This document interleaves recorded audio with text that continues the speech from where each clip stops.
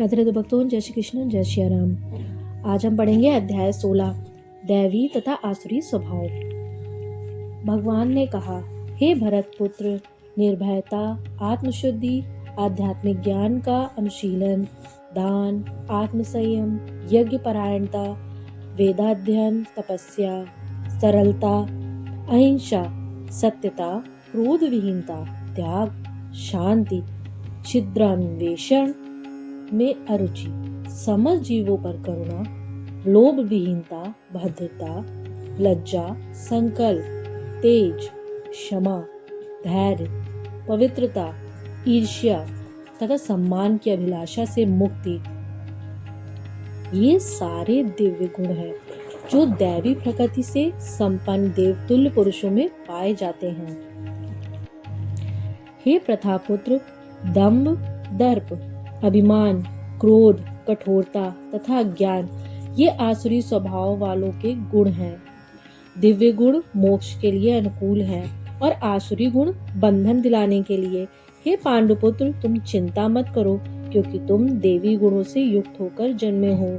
हे प्रतापुत्र, इस संसार में सृजित प्राणी दो प्रकार के हैं, दैवीय तथा आसुरीय।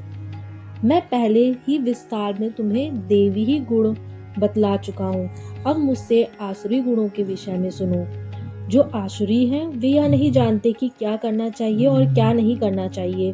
उनमें ना तो पवित्रता और न उचित आचरण और न ही सत्य पाया जाता है।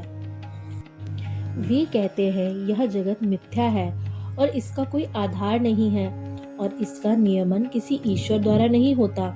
उनका कहना है कि यह कामेक्षा से उत्पन्न होता है और काम के अतिरिक्त कोई अन्य कारण नहीं है।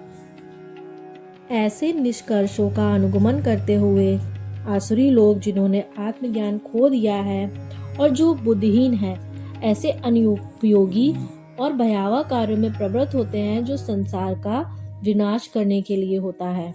कभी न संतुष्ट होने वाले काम का आश्रय लेकर तथा गर्व के मद एवं मिथ्या प्रतिष्ठा में डूबे हुए आसुरी लोग इस तरह मोहग्रस्त होकर सदैव क्षणभंगुर वस्तुओं के द्वारा अपवित्र कर्म का व्रत लिए रहते हैं। उनका विश्वास है कि इंद्रियों की तुष्टि ही मानव सभ्यता की मूल आवश्यकता है। इस प्रकार मरण काल तक उनको अपार चिंता होती रहती है। वे लाखों इच्छाओं के जाल में बंधकर तथा काम और क्रोध में लीन होकर इंद्रिय तृप्ति के लिए अवैध ढंग से धन संग्रह करते हैं। आसुरीय व्यक्ति सोचता है, आज मेरे पास इतना धन है और अपनी योजनाओं से मैं और अधिक धन कमाऊंगा। इस समय मेरे पास इतना है, किंतु भविष्य में यह बढ़कर और अधिक हो जाएगा। वह मेरा शत्रु है और मैंने उसे मार दिया है और मेरे अन्य शत्रु भी मार दिए जाएंगे। मैं सभी वस्तुओं का स्वामी हूँ, मैं भोक्ता हूँ, मैं सिद्ध, शक्तिमान तथा सुखी हूँ। मैं सबसे धनी व्यक्ति हूँ और मेरे आसपास मेरे कुलीन संबंधी हैं और अन्य मेरे समान शक्तिमान तथा सुखी नहीं हैं। मैं यज्ञ करूँगा, दान करूँगा और इस तरह आनंद मनाऊंगा। इस प्रकार ऐसे व्यक्ति अज्ञानवश मोहग्रस्त होते रहते हैं। इस प्रकार अनेक चिंताओं से उद्विग्न होकर तथा मोह जाल में बंधकर वे इंद्रिय भोग में अत्यधिक आसक्त हो जाते हैं और नरक में गिरते हैं। अपने को श्रेष्ठ मानने वाले तथा सदैव घमंड करने वाले, संपत्ति तथा मिथ्या प्रतिष्ठा में मोहग्रस्त लोग किसी विधि विधान का पालन करते हुए कभी कभी नाम मात्र के लिए बड़े ही गर्व के साथ यज्ञ करते हैं। मिथ्या अहंकार, बल, दर्प, काम तथा क्रोध से मोहित होकर आसुरी व्यक्ति अपने शरीर में तथा अन्यों के शरीर में स्थित भगवान से ईर्ष्या और वास्तविक धर्म की निंदा करने लगते हैं। जो लोग ईर्ष्यालु तथा क्रूर हैं और नराधम हैं, उन्हें मैं निरंतर विभिन्न आसुरी योनियों में भव सागर में डालता रहता हूँ। हे कुंती पुत्र, ऐसे व्यक्ति आसुरी योनि में बारंबार जन्म ग्रहण करते हुए भी कभी भी मुझ तक पहुँच नहीं पाते। वे धीरे धीरे अत्यंत अधम गति को प्राप्त होते हैं। इस नरक के 3 द्वार हैं, काम, क्रोध तथा लोभ।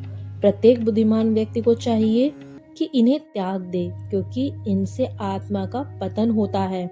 हे कुंती पुत्र, जो व्यक्ति इन तीनों नरक द्वारों के से बच पाता है, वह आत्म साक्षात्कार के लिए कल्याणकारी कार्य करता है और इस प्रकार क्रमशः परम गति को प्राप्त होता है। जो शास्त्रों के आदेशों की अवहेलना करता है और मनमाने ढंग से कार्य करता है, उसे ना तो सिद्धि, ना सुख और ना ही परम गति की प्राप्ति हो पाती है। अतएव मनुष्य को यह जानना चाहिए कि शास्त्रों के विधान के अनुसार क्या कर्तव्य है और क्या अकर्तव्य है। उसे ऐसे विधि विधानों को जानकर कर्म करना चाहिए जिससे वह क्रमशः ऊपर उठ सके। तो भक्तों, आज का हमारा ये अध्याय समाप्त होता है। आगे हम दूसरे अध्याय में बढ़ेंगे, जो है अध्याय 17, श्रद्धा के विभाग। तो आज के लिए बस इतना ही। राधे राधे, जय श्री कृष्ण, जय श्री राम, धन्यवाद।